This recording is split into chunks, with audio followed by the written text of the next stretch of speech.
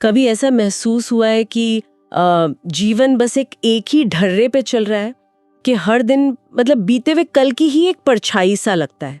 आज हम इसी एहसास की गहराई में उतरने वाले हैं। हमारे पास जो स्रोत है वो इसी बात की पड़ताल करता है कि कैसे हमारे विचार, हमारी भावनाएं और हमारी आदतें ये सब मिलकर एक अदृश्य प्रोग्राम बना देती हैं, जो हमें पता भी नहीं चलता और हमारी जिंदगी को चलाता रहता है। और ये सब शुरू होता है सुबह आंख खुलते ही। स्रोत में एक बहुत ही चौंकाने वाली बात कही गई है कि ज्यादातर लोग उठते ही सबसे पहले अपनी समस्याओं के बारे में सोचना शुरू कर देते हैं। और ये समस्याएं क्या हैं? असल में ये पुरानी यादें हैं, और हर याद से कोई ना कोई भावना जुड़ी होती है। तो होता ये है कि हमारा दिमाग एक पुराने टेप रिकॉर्डर जैसा बन जाता है, जो हर सुबह बस वही एक कैसेट बजाना शुरू कर देता है। बिल्कुल। और मेरे ख्याल से आज की हमारी चर्चा का असली मकसद यही है। क्या?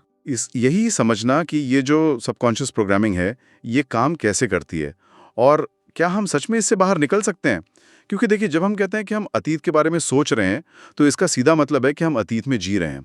स्रोत में एक बहुत ही महत्वपूर्ण बात पर जोर दिया गया है कि हमारा सोचने का तरीका और हमारे महसूस करने का तरीका, ये दोनों मिलकर हमारी होने की अवस्था, मतलब हमारी स्टेट ऑफ बीइंग तय करते हैं। तो अगर दिन की शुरुआत ही अतीत की यादों और भावनाओं से हो रही है, तो बहुत जल्द वही अतीत हमारा आने वाला कल बन जाता है, हमारा भविष्य। इसे थोड़ा और समझाइए, ये कैसे होता है कि अतीत ही भविष्य बन जाता है? इस बात को समझाने के लिए गुस्से का एक बहुत सटीक उदाहरण दिया गया है। मान लीजिए आज किसी बात पर आपको गुस्सा आया, तो हम कहेंगे कि चलो दिन खराब था। अगर ये गुस्सा हफ्ते भर चला, तो लोग कहेंगे कि आपका मूड ठीक नहीं है ना? लेकिन अगर यही गुस्सा सालों तक आपकी आदत बन जाए, तो फिर ये आपके चरित्र का, आपकी पहचान का हिस्सा बन जाता है। लोग कहने लगते हैं, अरे वो तो है ही गुस्सैल। अब वो व्यक्ति गुस्से को जीता है, विचार और भावना मिलकर उसकी पहचान बन चुके हैं। और इसी तरह हमारे विचार हमारे भविष्य को आकार देते हैं। और ये एक स्वचालित जीवन का चक्र बन जाता है।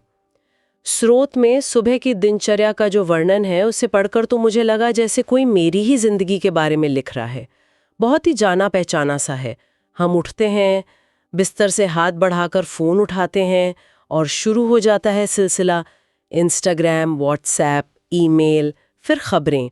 और हमें लगता है कि हाँ, अब हम दुनिया से जुड़ गए हैं। इसके बाद शुरू होती हैं हमारी जानी पहचानी आदतें। बिस्तर के एक ही तरफ से उतरना, अपने उसी पसंदीदा कप में कॉफ़ी पीना, काम पर जाने के लिए वही पुराना रास्ता अपनाना, और उन्हीं लोगों से मिलना जो हमारे अंदर वही पुरानी इमोशनल रिएक्शंस जगाते हैं। ये सब इतना ऑटोमेटिक होता है कि हम सोचते भी नहीं। सही कहा। और दिन के अंत में हम थक हार कर घर लौटते हैं और कल फिर से यही सब दोहराने के लिए तैयार हो जाते हैं। ये दिनचर्या एक कंप्यूटर प्रोग्राम की तरह बन जाती है। हम अपनी स्वतंत्र इच्छा शक्ति, अपनी फ्री विल एक तरह से खो देते हैं। अब जिंदगी को हम नहीं बल्कि हमारा प्रोग्राम चला रहा होता है। ये सुनने में तो बहुत डरावना लगता है कि हम अपनी जिंदगी के ड्राइवर नहीं बल्कि सिर्फ एक पैसेंजर हैं। लेकिन हम ऐसा करते क्यों हैं? इस प्रोग्रामिंग के पीछे कोई विज्ञान तो होगा। बिल्कुल, और यही सबसे दिलचस्प हिस्सा है। इसे समझाने के लिए 95-85 का नियम दिया गया है। इसके अनुसार 35 साल की उम्र तक हम जो भी हैं, हमारी आदतें, हमारे विश्वास, हमारी भावनात्मक प्रतिक्रियाएं, उसका 95% हिस्सा हमारे अवचेतन मन में एक प्रोग्राम की तरह स्थापित हो चुका होता है। ये सब हमने इतनी बार दोहराया है कि अब ये हमारा हिस्सा बन गया है। 1 मिनट, 95%? ये तो बहुत बड़ा आंकड़ा है। इसका मतलब है कि सिर्फ 5% ही हमारा सचेत मन है। ठीक यही बात है, और यहीं पर सारी मुश्किल शुरू होती है। हमारा 5% सचेत मन चाहता है कि बदलाव आए। वो कहता है, मैं खुश रहना चाहता हूं, मैं इस बार वजन कम करूंगा, मुझे अब गुस्सा नहीं करना है। लेकिन उसका मुकाबला उस 95% वाले शक्तिशाली अवचेतन मन से होता है, जिसे बदलाव पसंद नहीं है। उसे वही पुराना ढर्रा पसंद है। इसकी तुलना एक औसत व्यक्ति के ओलंपिक पावर लिफ्टर से मुकाबला करने से की गई है। आप ही बताइए, जीत किसकी होगी? जाहिर है पावर लिफ्टर की। तो क्या इन दोनों के बीच कोई दीवार है जो हमें इस 95% वाले हिस्से तक पहुंचने से रोकती है? हाँ, उसे विश्लेषणात्मक मन यानी एनालिटिकल माइंड कहते हैं। ये सचेत और अवचेतन मन के बीच एक तरह का फायरवॉल है। इसका काम है सोचना, विश्लेषण करना और ये पक्का करना कि बाहरी दुनिया से कोई भी जानकारी बिना जांच पड़ताल के अंदर ना आ जाए।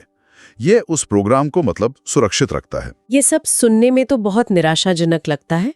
अगर 95% हिस्सा हमारे खिलाफ काम कर रहा है और एक फायरवॉल भी है, तो क्या इससे बाहर निकलने का कोई रास्ता भी है, या हम बस इस प्रोग्राम के कैदी बनकर रह जाएंगे? बिल्कुल एक रास्ता है, और अच्छी बात यह है कि ये रास्ता हमारे अंदर से ही शुरू होता है। इसका जवाब है ध्यान यानी मेडिटेशन। लेकिन ये वैसा ध्यान नहीं है जैसा ज्यादातर लोग समझते हैं कि बस शांत होकर बैठना है। यहाँ ध्यान का मतलब है उस विश्लेषणात्मक मन से परे जाना, उस फायरवॉल को पार करना। जब हम ध्यान के माध्यम से अपनी मस्तिष्क की तरंगों को धीमा करते हैं, तो हम असल में अपने दिमाग के ऑपरेटिंग सिस्टम में प्रवेश कर रहे होते हैं।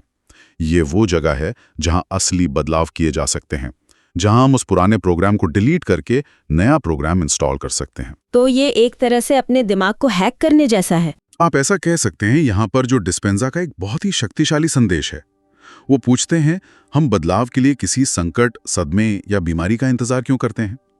जब जीवन में सब कुछ बिखर जाता है, तभी हम बदलने के बारे में क्यों सोचते हैं? कोई भी व्यक्ति दर्द और पीड़ा में सीख सकता है, ये सच है, लेकिन हम चाहें तो आनंद और प्रेरणा की स्थिति में भी सीख सकते हैं और बदल सकते हैं। लेकिन ज्यादातर लोग ऐसा नहीं कर पाते। आपने कहा कि हमारे विचार अतीत से जुड़े हैं, और शायद यही वजह है कि हम हमेशा बुरे के बारे में ही सोचते रहते हैं। आप ये बिल्कुल सही पकड़ा। यहाँ पर तनाव की भूमिका को समझना बहुत जरूरी है। स्रोत बताता है कि ज्यादातर लोग अपना 70% जीवन तनाव और अस्तित्व के संकट यानी सर्वाइवल मोड में जीते हैं। वे हमेशा अपने पिछले अनुभवों के आधार पर सबसे बुरे परिणाम की उम्मीद करते हैं। अगर ऐसा हो गया तो, अगर नौकरी चली गई तो, अगर मैं बीमार हो गया तो। इसमें एक बहुत ही मजेदार सादृश्यता का इस्तेमाल किया गया है। ये ऐसा है जैसे कोई क्वांटम क्षेत्र नाम के एक रेस्टोरेंट में गया है, जहां मेन्यू में अनंत संभावनाएं हैं, खुशी, स्वास्थ्य, सफलता, सब कुछ। लेकिन वो जानबूझकर मेन्यू का सबसे खराब विकल्प चुनता है, क्योंकि वो उसे जाना पहचाना लगता है। बहुत बढ़िया सादृश्यता है। और शरीर की प्रतिक्रिया तो और भी हैरान करने वाली होती है। जब भी कोई व्यक्ति किसी बुरी पुरानी घटना को याद करता है, तो उसके शरीर में ठीक वही रसायन, वही स्ट्रेस हार्मोन उत्पन्न होते हैं, जैसे कि वो घटना वास्तव में अभी इसी पल हो रही हो। शरीर के लिए कल्पना और हकीकत में कोई फर्क नहीं है। वो हर बार उस सदमे को दोबारा जीता है। अगर हमारा शरीर कल्पना और हकीकत में फर्क नहीं कर सकता, तो जब हम बदलने की कोशिश करते हैं, तब क्या होता है? तब तो शरीर को बहुत ज्यादा प्रतिरोध करना चाहिए। और वो करता है। यही तो सबसे बड़ी चुनौती है। शरीर नकारात्मक भावनाओं का आदी हो जाता है। दुख, चिंता, गुस्सा, ये भावनाएं जहरीली हो सकती हैं, लेकिन ये जानी पहचानी लगती हैं। उनमें एक तरह का आराम मिलता है। तो जब कोई व्यक्ति ये फैसला करता है कि कल से मैं खुश रहूंगा, तो शरीर को ये पसंद नहीं आता। अज्ञात में कदम रखना उसे डरावना लगता है। नदी पार करने वाली सादृश्यता यहाँ पर बहुत सटीक बैठती है। शरीर जानता है कि अगर आप बदलाव के इस नदी के दूसरी तरफ पहुंच गए, तो उसका पुराना स्वरूप, उसकी पुरानी पहचान मर जाएगी। इसलिए वो आपको रोकने की हर मुमकिन कोशिश करता है। बिल्कुल। और यही कारण है कि जैसे ही कोई ध्यान करने बैठता है, अचानक से नाक में खुजली होने लगती है, या कोई बहुत जरूरी काम याद आ जाता है जो अभी करना है, या फिर 20 साल पुरानी कोई ऐसी याद दिमाग में कौंध जाती है जिसका कोई मतलब नहीं है। ये सब और कुछ नहीं बल्कि शरीर का प्रतिरोध है। शरीर कह रहा है, छोड़ो ये सब, चलो वापस अपनी पुरानी दुखी लेकिन जानी पहचानी जिंदगी में चलते हैं। लेकिन ये कहना आसान है और करना मुश्किल। मुझे लगता है कई लोग यहीं पर हार मान लेते होंगे।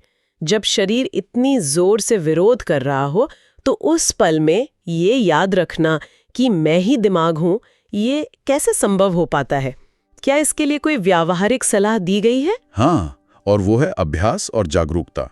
शरीर को प्रशिक्षित करने की प्रक्रिया की तुलना एक जंगली जानवर या एक नटखट कुत्ते को प्रशिक्षित करने से की गई है। आप उसे बैठने के लिए कहते हैं, वो भाग जाता है। आप उसे पकड़कर वापस लाते हैं, वो फिर भाग जाता है। यह प्रक्रिया बार बार दोहरानी पड़ती है। जब आप ध्यान में बैठते हैं, तो शरीर का आंतरिक संवाद कुछ ऐसा होता है, अरे 8 बज गए हैं, इस समय तो तुम ट्रैफिक में फंसकर गुस्सा होते थे, या फिर ईमेल पढ़कर परेशान होते थे। तुम यहाँ चुपचाप क्यों बैठे हो? हम अपने शेड्यूल से भटक रहे हैं। तो इस लड़ाई में जीतता कौन है, शरीर या हमारा सचेत मन? जीतता वो है जिसके प्रति आप जागरूक हैं। शरीर उस जाने पहचाने केमिकल स्टेट की तलाश में है, भले ही वो जहरीला हो। लेकिन इस प्रक्रिया का सबसे शक्तिशाली हिस्सा ये है, हर बार जब कोई व्यक्ति अपने शरीर की इस हरकत के प्रति जागरूक होकर बिना किसी झुंझलाहट के अपना ध्यान वापस वर्तमान क्षण में लाता है, तो वह यह संदेश दे रहा होता है कि अब दिमाग तुम नहीं बल्कि मैं हूं। इच्छा शक्ति उस प्रोग्राम से ज्यादा मजबूत हो जाती है। आप शरीर को सिखा रहे हैं कि अब बॉस कौन है। ठीक है, तो हमने शरीर को शांत कर लिया, हमने उस जंगली जानवर को बैठना सिखा दिया। अब आगे क्या? हम कुछ नया कैसे बनाएं? और क्योंकि भविष्य का निर्माण कर सकते हैं, और भविष्य बनाने के लिए सबसे अच्छी जगह है अज्ञात, यानी दी अननोन। जो चीजें हैं जानी पहचानी हैं वो तो अतीत हैं, नया भविष्य अज्ञात में ही रचा जा सकता है। और इसका तरीका है मानसिक अभ्यास, यानी मेंटल रिहर्सल। जब कोई व्यक्ति आंखें बंद करके अपने इच्छित व्यवहार या जीवन का बार बार अभ्यास करता है कि वो कैसा इंसान बनना चाहता है, वो कैसा महसूस करना चाहता है, वो लोगों से कैसे बात करना चाहता है, तो वह असल में भविष्य के लिए अपने दिमाग में नए सॉफ्टवेयर प्रोग्राम इंस्टॉल कर रहा होता है। और क्योंकि दिमाग कल्पना और हकीकत में फर्क नहीं कर सकता, जैसा हमने पहले बात की थी। बिल्कुल। तो दिमाग को ऐसा लगने लगता है कि ये सब सच में हो चुका है।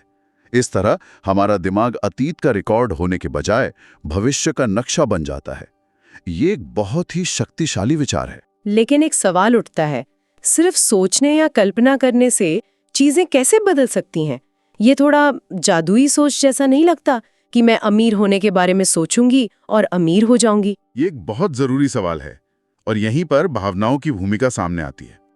सिर्फ सोचना या कल्पना करना काफी नहीं है, उस भविष्य को भावनात्मक रूप से महसूस करना सबसे कठिन और सबसे जरूरी हिस्सा है। यहां एक बहुत शक्तिशाली कथन है, विचार मस्तिष्क की भाषा है और भावनाएं शरीर की भाषा है। जब आप विचार को भावना के साथ जोड़ते हैं, तभी आप एक नई होने की अवस्था का निर्माण करते हैं। इसे समझने के लिए वाईफाई की सादृश्यता बहुत अच्छी है। हाँ बिल्कुल। मान लीजिए आपके कमरे में इंटरनेट का मोडेम तो काम कर रहा है, यानी आपके मन में विचार तो हैं, लेकिन आपके फोन पर वाईफाई बंद है। क्या आप कनेक्ट हो पाएंगे? नहीं। ठीक उसी तरह विचार मोडेम है और भावनाएं वाईफाई हैं। अगर आप उस भविष्य की भावनाओं को, जैसे कि सफलता का आनंद, प्यार का एहसास, स्वास्थ्य की ऊर्जा अभी महसूस नहीं करते, तो सिग्नल आपके शरीर तक नहीं पहुंच रहा है। शरीर को पता ही नहीं है कि क्या करना है। जिस क्षण कोई अपने विचारों की भावनाओं को महसूस करना शुरू कर देता है, उसी क्षण वो अपने भविष्य से जुड़ जाता है। तो इसका मतलब ये हुआ कि हम किसी चीज के होने का इंतजार करने के बजाय उससे पहले से ही महसूस करना शुरू कर देते हैं। यही तो सारा खेल है, और यही मानसिकता हमें निर्माता बनाती है, पीड़ित नहीं। क्वांटम मॉडल की वास्तविकता यही कहती है कि सफल महसूस करने के लिए सफलता का इंतजार करने की जरूरत नहीं है। प्रचुरता और योग्यता महसूस करने का क्षण ही धन को आपकी ओर आकर्षित करना शुरू कर देता है। प्यार महसूस करने के लिए किसी नए रिश्ते का इंतजार नहीं करना है। जिस पल आप प्यार और संपूर्णता को महसूस करना शुरू करते हैं, आप अपने जीवन के निर्माता बन जाते हैं। आप पीड़ित की भूमिका से बाहर आ जाते हैं, जो हमेशा कहता है मैं इस व्यक्ति या उस अनुभव के कारण ऐसा हूं। इस पूरे चक्र को तोड़ने के लिए हमें अपने विचारों के प्रति बहुत जागरूक होना पड़ेगा। ये कितना मुश्किल हो सकता है, इसका अंदाजा शायद हमें नहीं है। बिल्कुल नहीं है। और अंत में विचारों की प्रकृति पर एक चौंकाने वाला आंकड़ा है जिसे समझना जरूरी है।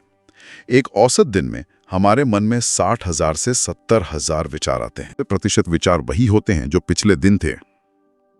अब उस चक्र को समझिए। वही विचार वही विकल्प की ओर ले जाते हैं, वही विकल्प वही व्यवहार करवाते हैं, वही व्यवहार वही अनुभव पैदा करते हैं, और वही अनुभव वही पुरानी भावनाएं उत्पन्न करते हैं, और ये चक्कर चलता रहता है। यही कारण है कि ज्यादातर लोगों का जीवन नहीं बदलता। ध्यान का महत्व यहीं पर है। यह हमें इस बात के प्रति अधिक जागरूक बनाता है कि हम अनजाने में कैसे सोचते हैं, कैसे कार्य करते हैं और कैसा महसूस करते हैं। जितना अधिक कोई जागरूक होता है, उतनी ही कम संभावना है कि कोई अवांछित विचार बिना जांच के उसके दिमाग से निकल जाए। तो आज की इस पूरी चर्चा का सार ये है कि हम अतीत की उस प्रोग्रामिंग से, उस 95% हिस्से से मुक्त हो सकते हैं जो अनजाने में हमारी जिंदगी को नियंत्रित करती है। ये आसान नहीं है, लेकिन संभव है। एक नया स्वयं बनाने की प्रक्रिया को बागवानी की सादृश्यता से बहुत अच्छे से समझाया गया है। पहले आपको अपने मन के बगीचे से खरपतवार और चट्टानों को साफ करना होगा। ये हमारी पुरानी आदतें और नकारात्मक भावनाएं हैं। फिर आपको उस जमीन को तैयार करना होगा और उसके बाद ही आप नए बीज लगा सकते हैं, जो आपका नया भविष्य है। और दावा ये है कि केवल 7 दिनों तक भी अगर इस प्रक्रिया को ईमानदारी से किया जाए तो जीवन में दिखने लायक अंतर आना शुरू हो सकता है। और जाते जाते अगर ये सब कुछ बहुत बड़ा या मुश्किल लग रहा हो, तो स्रोत में एक बहुत ही सरल लेकिन गहरा विचार है जहां से कोई भी शुरुआत कर सकता है। विचार ये है, सिर्फ इसलिए कि आपके मन में कोई विचार है, इसका मतलब ये नहीं है कि वो सच है। ये तो बहुत शक्तिशाली है ना? तो श्रोता के लिए सोचने का सवाल ये है, क्या होगा अगर कोई व्यक्ति हर दिन सिर्फ इतना करना शुरू कर दे कि वो अपने स्वचालित दोहराए जाने वाले नकारात्मक विचारों की सच्चाई पर ही सवाल उठाए। जब मन कहे तुम ये नहीं कर सकते, तो बस रुककर पूछें, क्या ये सच में सच है? सिर्फ उस जागरूकता से, उस एक सवाल से जीवन में क्या कुछ बदल सकता है।